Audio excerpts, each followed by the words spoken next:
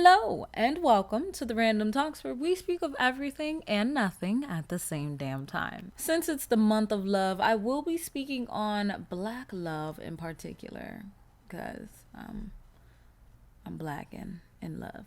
So let's speak about black love. I really wanted to address a reoccurring, I don't want to say trait because it's definitely not a trait, but it is a reoccurring, I don't know the word that I want to use at the moment for that, but it's just something that I noticed that is very reoccurring and consistent in the black community and with black love especially. So I found an article on Medium and the title is Black Woman and the Romanticization, I always mess up on that word, the romanticization of struggle love. So let's first read what this writer has to say. Their name is Raven J. James.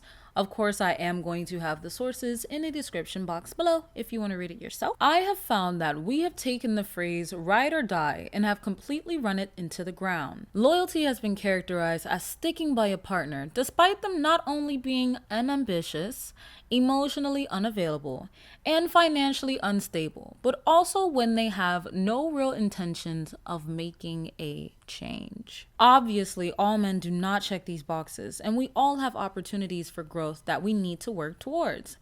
But minimizing and parading any of these issues as character traits that black women should be okay with is highly problematic and further places unfair pressure on black women to grin and endure all. So then that raises the question for us, what exactly is struggle love? Love, no doubt, takes work and sacrifices from both parties.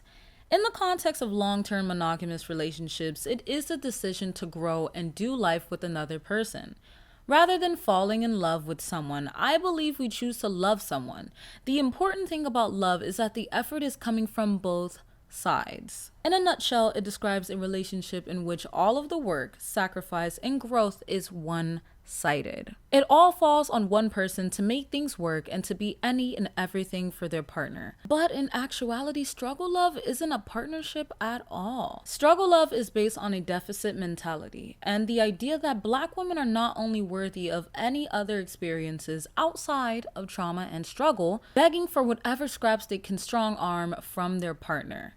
You're begging for communication, begging for quality time, begging for constructive and healthy conflict resolution, begging for growth, begging for emotional availability and maturity, and the list goes on. Unfortunately, I can't help but notice that black women tend to be on the receiving end of struggle love more than any other demographic. This I do agree with, but we will talk about that after I'm done reading.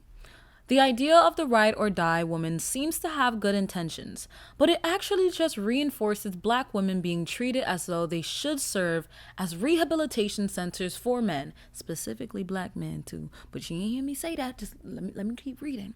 All of a sudden, we are no longer women, but manic pixie dream girls. Okay, cook.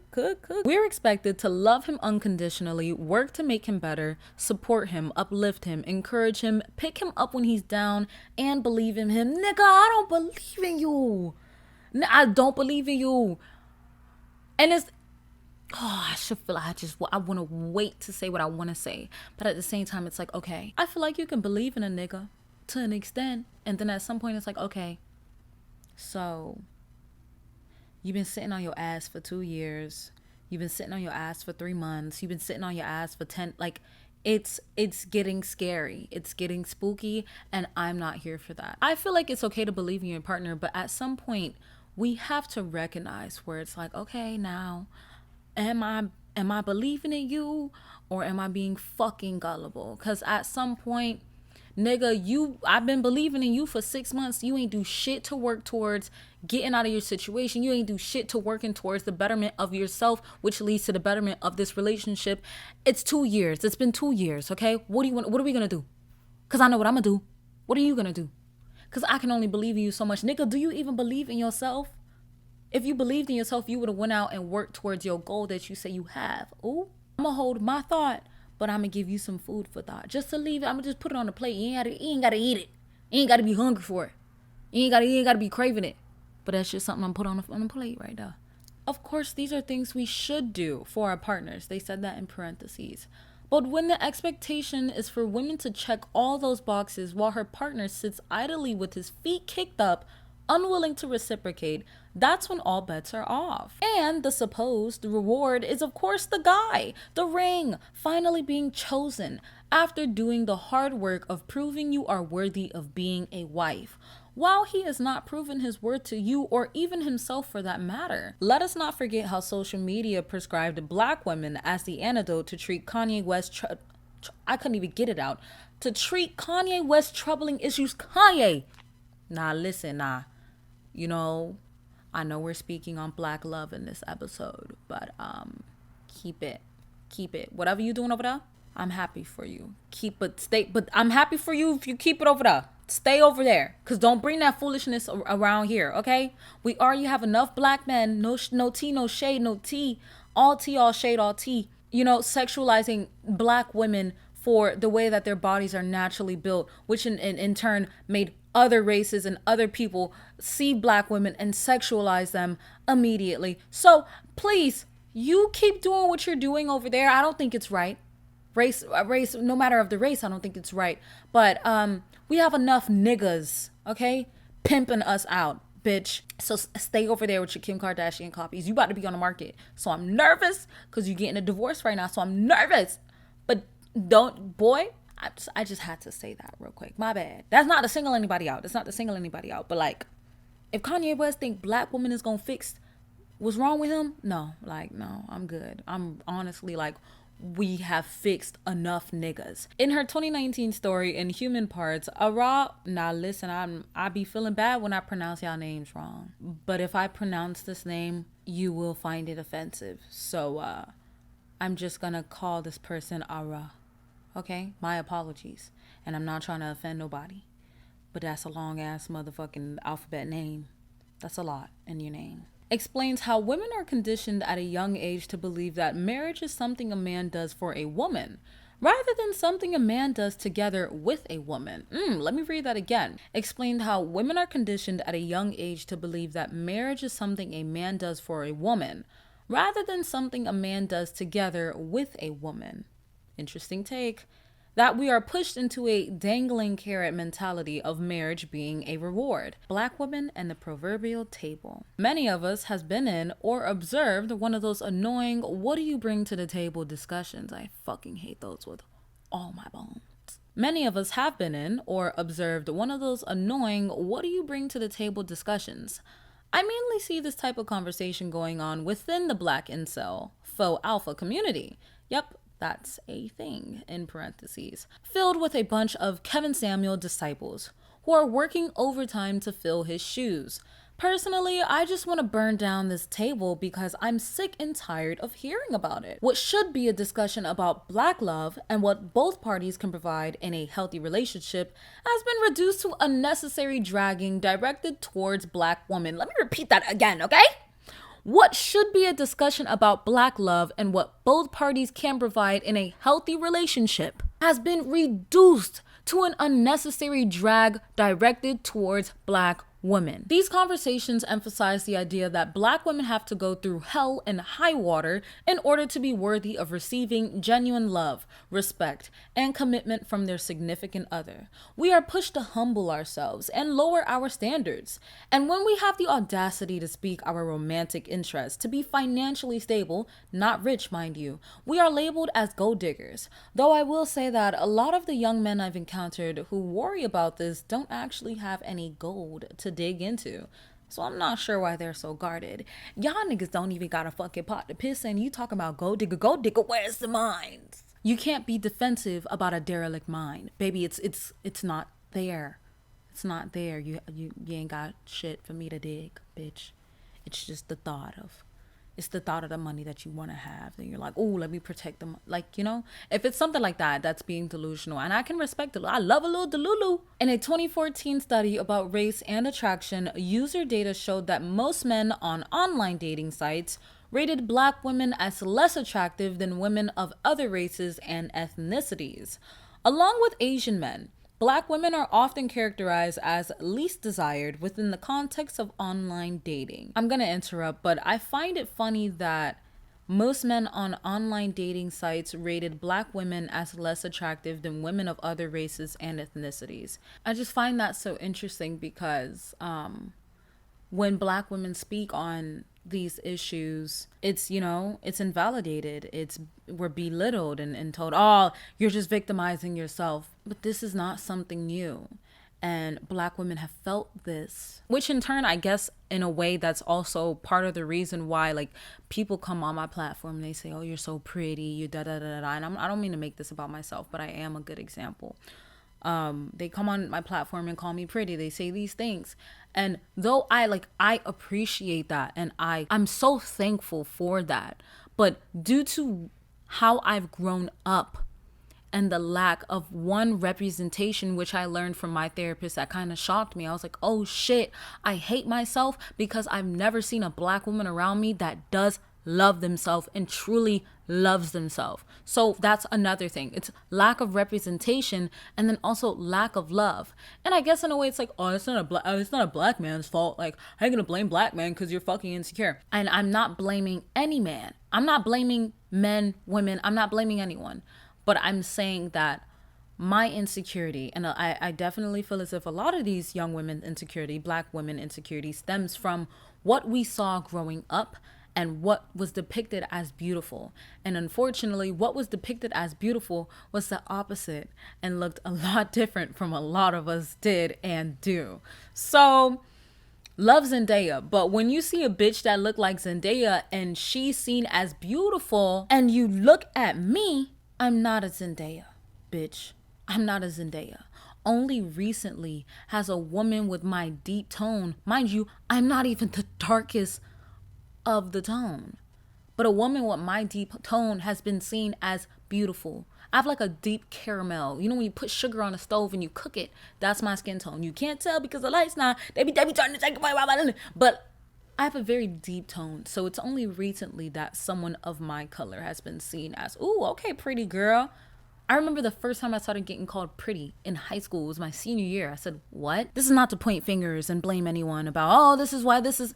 No, it's just something I'm throwing out there. Because again, I just find it quite interesting that on top of, you know, being the least desired woman on the planet of Earth and also being the most disrespected woman, we are also the most insecure. I just thought that was quite interesting. So I wanted to take the time to, you know, maybe plant that in your mind and see what you guys think about that. Why does this piece of information matter? Because over the years, I have seen this used as a validation for men, especially emotionally immature black men, to treat black women poorly. They come in with the mindset of, you should be grateful that I even want you. Men don't want black women. That's a painful reality that black women face in the dating world.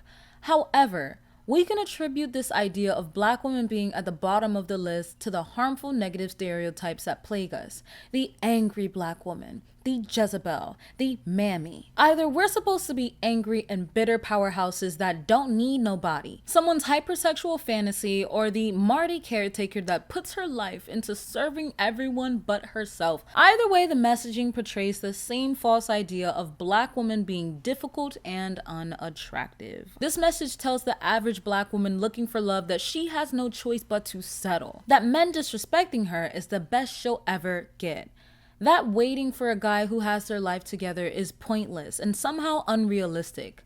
That they need to humble themselves and lower their standards. I'm gonna give my take on this article now before I read another article that I just so happened to come across before this episode, which I read it, like I skimmed through it really, really quickly, but I do want to take my time and read it for you guys. Just because I don't know if it's necessarily a different perspective on the matter, but it's definitely, it's on topic. I had this discussion with my partner last night before bed because I told him, I said, oh, you know, next video is going to be about this, I was all excited. And he was like, he was basically like, oh, tell me more about this romanticization of black struggle love.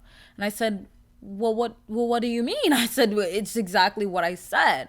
Do you not know about it? And I, you know, had to educate him about how black women are expected to settle and to accept the bare minimum. Now that black women are beginning to rebel against this idea of settling, we are seen as gold diggers, we're seen as shallow, we're seen as ain't shit, we're not loyal.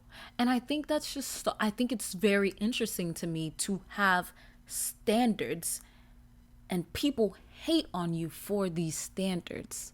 And I always tell you guys, I want someone that's doing the same and more than me. Listen, we gonna be up soon. I don't know how soon is, but soon is gonna come, okay? And so even before I started doing podcasts full time, bitch, I was the shit. Mind you, been working since I was 14, okay? This gonna sound bad. Been working since I was 14. Was in luxury business since I was 17. Listen to me. I was in the luxury business since I was 17. So I'm selling luxury leather goods. I'm learning about all this type of shit. So, I was a shit before then. But I want someone that not only has the discipline and the experience of being a leader, but I want someone that is like emotionally intelligent and financially intelligent as well. That's not a problem. That's my standard. Other women have different standards that suits their relationship, and I love that for them. I'm here for them. Good. Again, it gets toxic to a certain extent. Who the fuck am I to say anything? First of all, I don't even make 100,000 right now. I don't even make 100,000 right now. Who am I to speak on this bitch that makes 500,000 and da.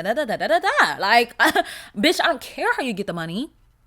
I don't even care that you have the money. I don't have that money. Why am I worried about what you're doing in your life? I'm not. I just find it interesting that when Black women have a standard and we have a type, we are seen as shallow.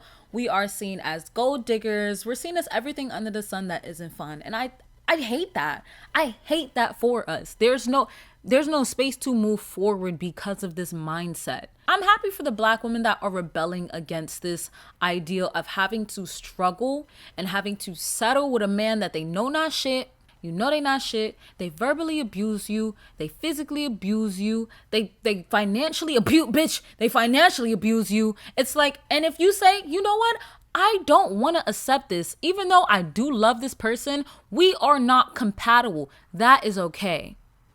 And it's gonna sound bad to say this, but bro, there's like 8 billion people on earth. You will find someone. Okay? You will find someone. Like, as much as people are like, oh, that's unrealistic. I ain't saying you gotta go and find a billionaire. But I'm saying you will find someone that, one, loves you and then meets your standards. Especially if you meet their standard, what's the problem? And it gets to a certain point where you need to tell people to get offline. Go outside. Touch some grass. You need it. So that's my take on the conversation. I definitely feel like it is one that should be had rather than that fucking, oh, what do you bring to the table talk. We have an article that says Black love is struggle love. But do our issues transcend the obvious? This is written by Asia and Camry Rose. Asia states, when Kendrick's Mr. Morale and the Big Steppers came out a few years ago, I remember that one of the most talked about, memeified, and replayed tracks was the 8th We Cried Together, a song that can only be described as a microcosmic representation for displays of romantic toxicity and gender division within the Black community. That was a lot to say. I'm gonna take a breath. It resonated with ears that belong to those who may not have even experienced the ups and downs of a toxic relationships for themselves, or now listening to a summation of stories from their friends or topics online in a way that criticized our approach to romance most authentically. This is to say that within the westernized sector of the diaspora, we've come to recognize yet normalize toxicity, whether we intend to or not, and so felt a kind of familiarity in those words written, even where dating practices across Black British and Black American cultures differ in many ways. Still, I guess the writing of this cross post serves as evidence of our similarities. Having reached out to Camry a couple of weeks ago to pitch a collab, I was determined to explore the area of love and relationships in writing. I've noticed her writing promises to share with us what goes on behind the bedroom door, in a way all too similar to We Cry Together, which admittedly is playing in my headphones now as I set the scene for today's discussion. And so she started to talk about struggle love, a phrase which for me feels synonymous with settling or accepting or giving away or relinquishing those standards you so strongly stood behind in the past, only to find them obsolete in the face of the one you love. Irrespective of the fact that this feels more like normalized behavior paired with a clock counting down than any true emotion. But will you stand by them? A simple enough question when we don't give it too much thought. but becomes far more complicated and increasingly less dignified as a relationship worsens and the struggle begins. It would be easy enough not to identify struggle with love if it weren't so normalized within our community. Whether it takes the shape of financial issues, emotional abuse, or infidelity. But as so many have watched generations past appear content enough with struggle love as long as a small part of their idyllic childhood dream was being actualized. This practice became so heavily entrenched within our culture. Make no mistake, the ways in which struggle love has managed to camouflage itself now, adapting to the general consensus and blending in with chameleon-like ease, is impressive. When we watched videos of self-proclaimed relationship gurus, they emphasize financial stability and aesthetics, but show high tolerance for cheating in parentheses, or ramble on about good women, whilst failing to play their part just as equally in parentheses as well. It goes without saying that none of us are above accountability here. We know that happiness and love can exist in the Black community, despite what Hollywood would have you believe. And so the decision to take part in or withdraw from this process is, of course, ours. Just like everything else, there is a racialized aspect to this somewhere, where struggle love exists in a long line of issues within the community that can be attributed to one historic tragedy or another. And so naturally, Camry and I have been exploring it. Like most Black female authors on here can't help but to do. I am going to stop here, but please feel free to read this article. I think this is really beautiful, and it's a different take. I don't want to say it's a different take, but it's definitely a take on the matter of struggle love. Again, I really like the part where they said, it goes without saying that none of us are above accountability here. We know that happiness and love can exist in the Black community. And I definitely do believe that, because it's not even down to just romanticize, even though we're speaking about, Black love in a romantic way. Like, you see Black love within your family, you see Black love within your friends. Like, it's all around us, but I feel like it can be better. Of course, just with everything and anything in life, like, I feel like emotions are like a muscle that you have to exercise, and love is one of those muscles you have to put intention. That's something I learned. I was like, damn, you gotta be putting intention into things and people you love. Oh fuck. Not saying that I wasn't doing that before, but I definitely feel as if I wasn't as thoughtful when it came to love. But now I'm trying to lead with love, and I think everyone should lead with love. And in a relationship, that's of course starts with yourself, but it starts with those that are around you as well. We would have definitely ran out of time if I read both articles in full. So again, please feel free to read the last article on your own time. Now I have some netizen comments about, the struggle love and Black struggle love and what they think or feel about Black struggle love, or just Black love in general. The idea that Black women need to suffer first before they see a happy ending. The idea that we must lower our standards. The idea that we are only worthy of long-lasting love after we have struggled by a man's side. I'm not here for it. Miss me with that. Another person said, what I hate in the Black community is that they love to place Black men's struggles over Black women, and always have and always will. And these Black men are here for it. These ignorant Black women need to wake up and see these men don't care about us or our problems and show us daily. At first I was like, damn, ignorance that's a little strong. It's a strong word, yeah? A lot of y'all be lacking awareness, so I gotta agree, correct word to use. Last commenter says, at large, what are Black women taught when it comes to healthy romantic love, as far as what treatment we should accept and how should we be treated? At large, how are Black men taught to treat Black women romantically and how to view us? Are we taught to view each other as equals or partners or foes that we have to keep our guard up with? I think the bigger issue at hand is how Black women are taught about romantic love and how society is taught to love Black women romantically. The discrepancies we're witnessing are rooted in these two things. To me, the fix isn't as simple as who we choose in a partner IMO. And you know what? Originally, I'm not gonna lie, I was thinking like, okay, maybe I don't want to say it like this, but like pick better partners. I feel like that's something that anyone would think. Oh well, your nigga ain't shells because you don't know how to pick partners. But I think it definitely stems from how Black women are taught to love. Boom. Are taught to receive love, boom, and how people are taught to love Black women, boom. I speak with you guys a lot about my mental health journey on this platform, and I remember bringing it up on my vlog channel.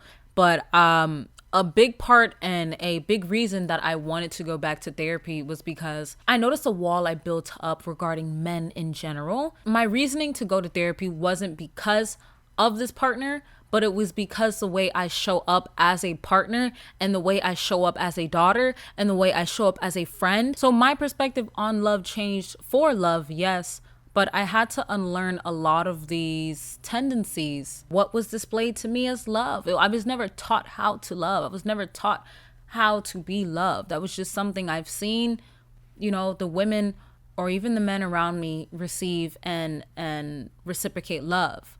And it was toxic. So it's like, girl, like, I wasn't learning.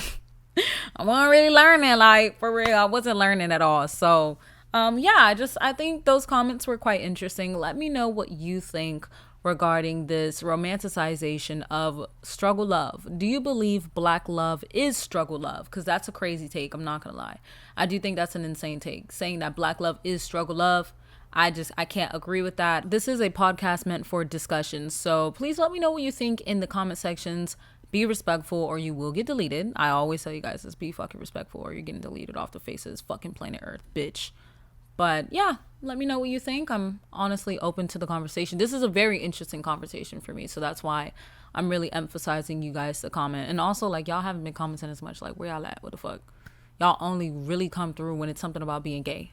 Being gay is not my only trait. I'm not that bitch. If you want a bitch like that, then go do a channel that talks about only being gay. Period. But that's another conversation for another video. Let's get into my next segment, Latest Obsessions, where I speak about what I'm obsessed with. For music, the first song I have here is Woman by Harry Styles. Right. Well, I gotta talk about Harry Styles after this too, because what the fuck? The lyrics are, I'm selfish, I know, but I don't want to see you with him. I'm selfish, I know.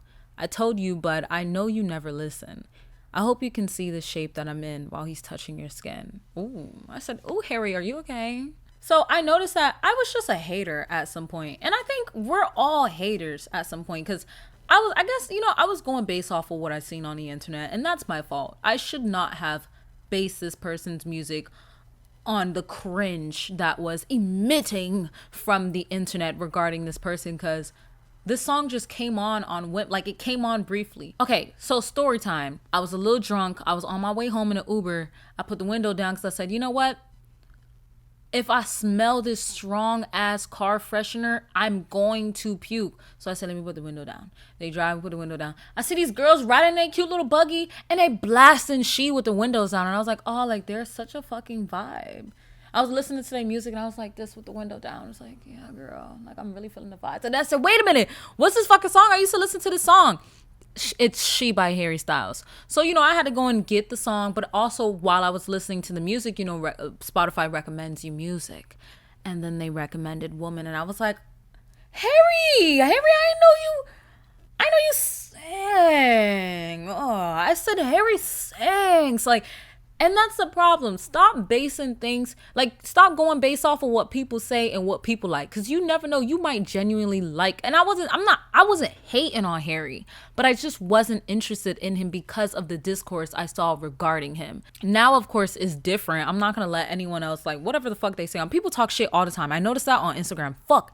Instagram is a bowl of goddamn hell. It's a bowl of hell and Reese's Pieces, bitch. I don't know if that even makes it. No, I don't want to say Reese's Pieces. Those are gas. Oh, but they're the devil because they're so fucking sweet and bad for you. Yeah, so it's a bowl of Reese's Pieces and demons, bitch. People go on that app and they release a different skin, bitch. They're rude, they're horrible, they're ruthless about the craziest things too. I just noticed that people just hate to hate. So I don't listen to anything that anyone else says. I go based off of what I feel. Never go based off of what anybody else say about nothing, because you genuinely might like it. And I noticed that about Harry Styles, because like not like, damn, Harry Styles again. Like, the next song is Staring by Tippling Rock. And they said, you got me staring like a fool. Yeah, I know you want me too. When you look back at me, girl, I know you get me. My eyes in your eyes, the sunlight, it's all right. Yeah, how could I look right past you? You've got me staring at you. I think it's cute. This is like a little indie, different vibe than Woman.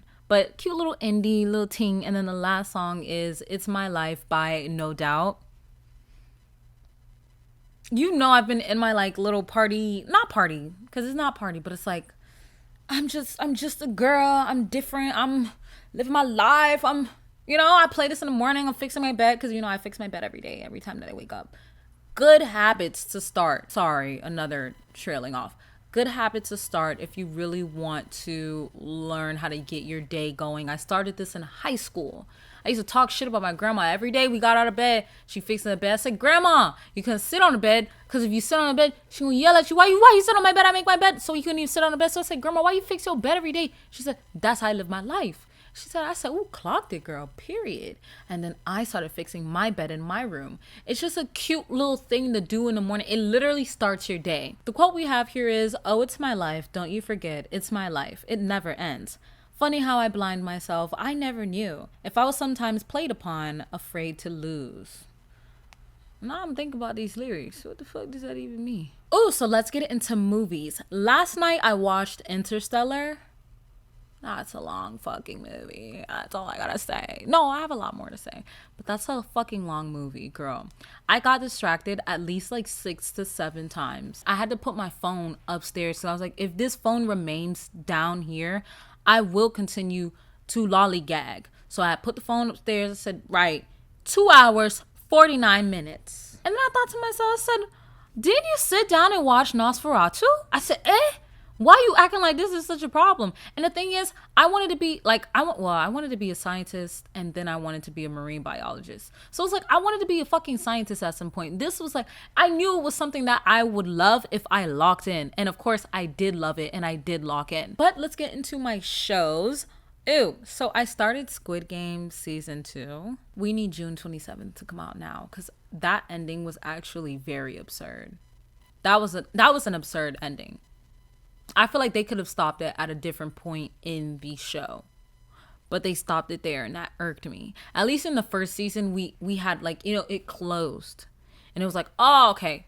Now I'm excited. But now it's like, I feel like I was blue-balled, I'm definitely intrigued to see how they'll squeeze another fucking season out of, what we have left. Like, how are they going to milk that?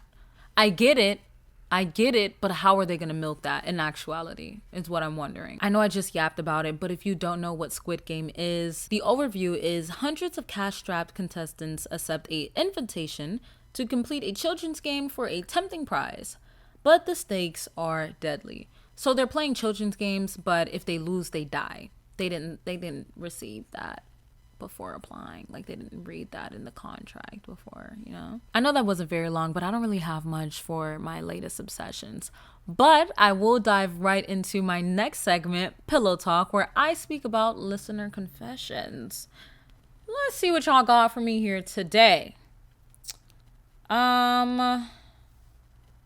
Oi.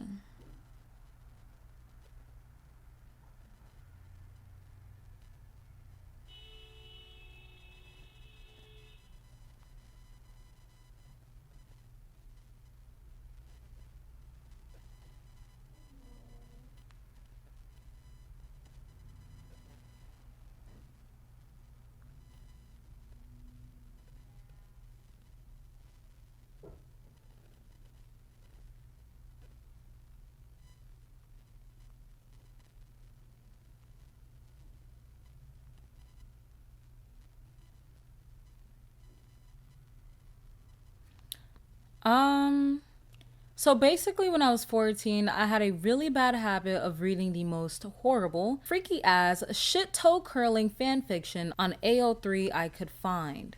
I was living with my grandparents with my mom because she was in the middle of divorcing my stepdad. You might see where this is going. One night I was really bored, so I was like, fuck it, let's go on AO3. And it was like 11 o'clock when I heard my grandma talking in the living room and she was for real in distress. So I put my smut down as I heard her go into my mom's room and tell her that my stepdad had a heart attack and died. I was most likely reading smut fan fiction while he took his last breaths. And like, I used to feel really guilty about it until it hit me that he would think that shit was hilarious. So yeah, I'm a new fan and I love your videos. That's crazy, but love, that was not your fault that he passed. And it also wasn't your fault that you were reading smut. It just so happened that you were like, what could you have done in that situation other than like, and I know you might be like, I could have been there, but it's like, that's just not in this dimension. That just wasn't you. You were reading your smut. Blaming yourself is a bit excessive. Feeling a little guilty is like, oh my gosh, okay, like my freak ass was, I get that, but blaming yourself, don't do that. He was gonna die either way. Like, I don't mean to say it like that sounds horrible, but like okay, let me rephrase that. There was nothing you could have done in that moment other than what you were doing. My condolences though. Whoa, crazy story. Nasty, dirty fanfic, bitch. Next commenter says, I stumbled on your channel randomly and never looked back. Oh, I love the cast and the vlogs. More are coming, God willing. I have a sorry excuse of a Valentine's Day vlog that should be coming out next week. Just don't even expect much of it, girl. I notice I don't know how to vlog. So I'm going to get someone that records me, because I genuinely will not pick up that phone. I'm so in the moment, which is a good thing, period. Because y'all be picking up your phones in the worst situations. Your cousin fall off the building and you pick your phone up and say, are you okay, Jimmy? Camera in his face and shit. So I feel like I relate to a lot of the things you talk about in the episodes, and your personality is so vibrant and engaging. I hope to see you grow and prosper in the future.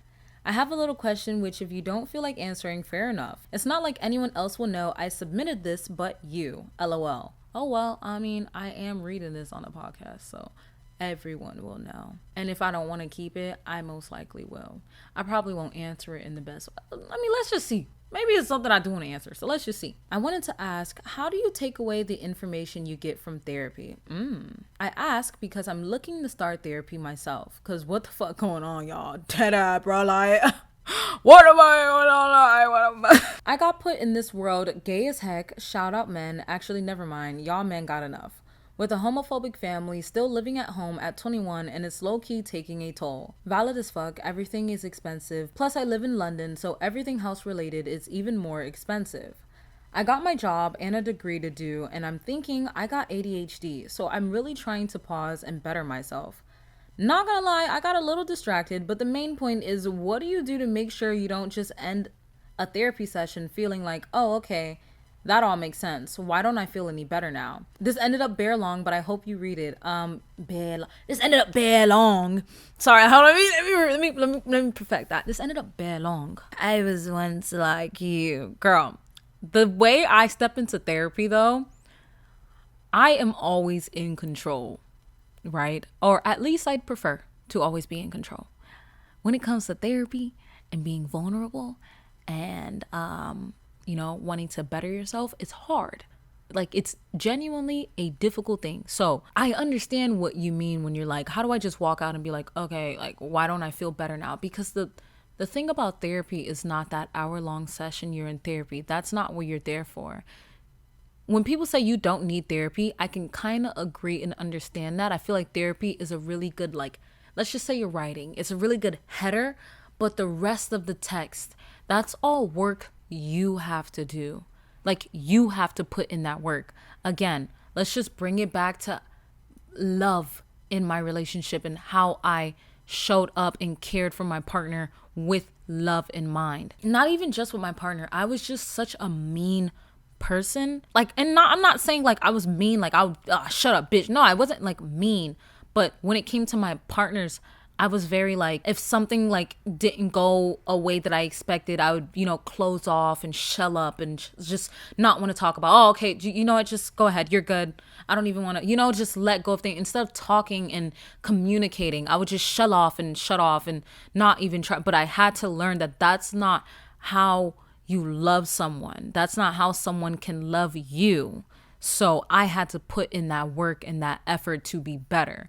And I know you're like, how the fuck do I do that? That's why your therapist is so important, love. This therapist should and is a guide for you to not only navigate your emotions. A lot of emotions will arise with this new upcoming way of thinking. Your body's not used to it because it's used to doing what you normally do. But obviously what you normally do is detrimental to you. And you no longer want to live that way. But your body's like, why?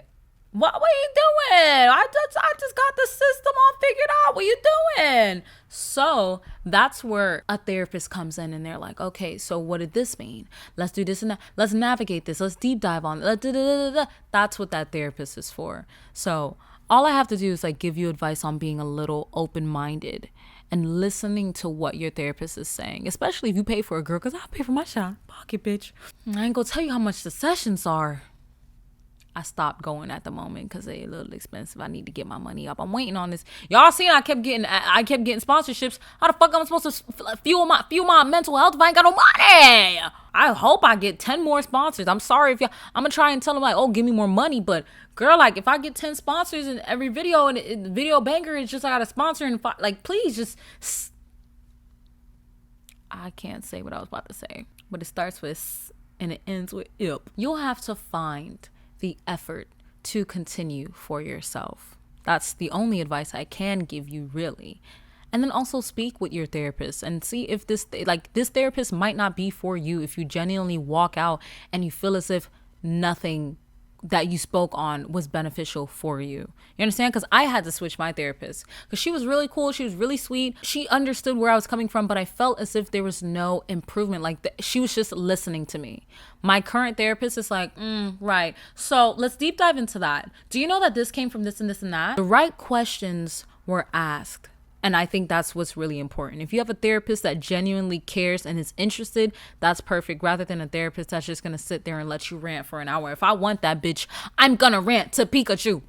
I'm going to rant to Pika. Like, if I want somebody just to hear me talk shit, bitch, I rant to this nigga all the time. Look, I'm holding his hand. That's the first thing I do. I just hold his hand and we be talking. So it's like, I'm going to rant to Pikachu. That's all the advice I could really give you. I hope it was useful.